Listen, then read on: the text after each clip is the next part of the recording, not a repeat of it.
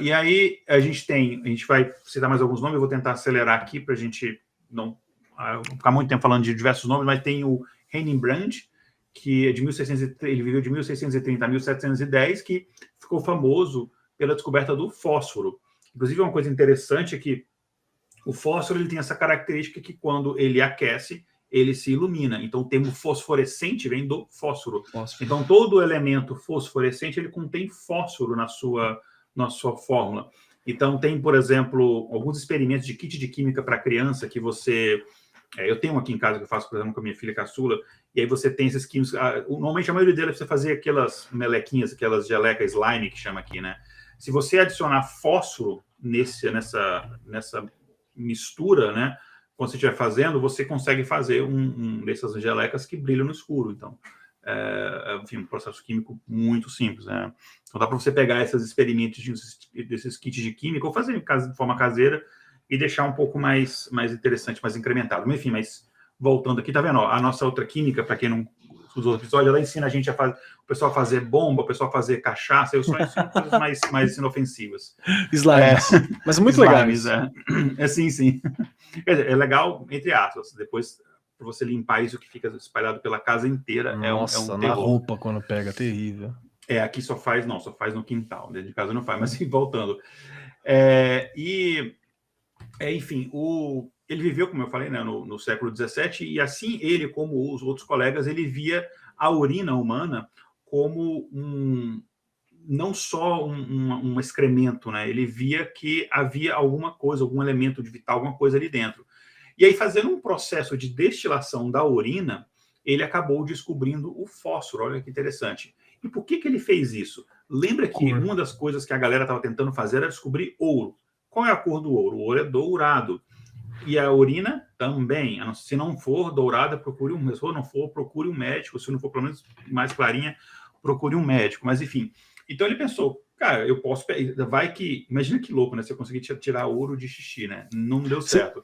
E você sabe que esse método que ele estava trabalhando, né, que o Henning Brand está trabalhando, era um pouco do método Paracelso. Paracelso é o cara que vai olhar para nós e vai falar assim, nossa, nós parece um cérebro, então talvez seja bom para a cabeça.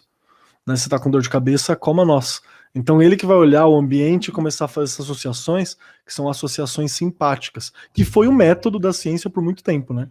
Então sim. Muito louco que foi mais ou menos isso que o Brand também estava fazendo. Escola Paracelso de Medicina e descobertas. Legal. E o nome Paracetamol não é por causa dele, tá, gente? São coisas diferentes. Enfim, e aí ele pensou o seguinte, vou destilar a urina, que aí o que sobrar da destilação vai ser ouro em pó. Então, ele fez isso, ele coletou cerca...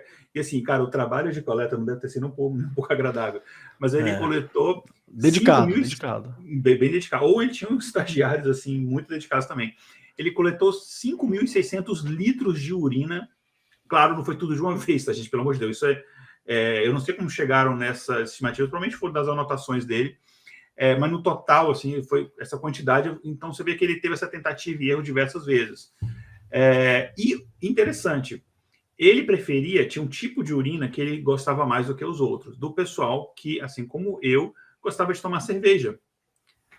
Então, o pessoal tomava uma cerveja, e aí aquele xixi ele saía por, enfim, motivos óbvios, mais amarelado, e aí ele preferia esse tipo de urina para poder tentar extrair ouro.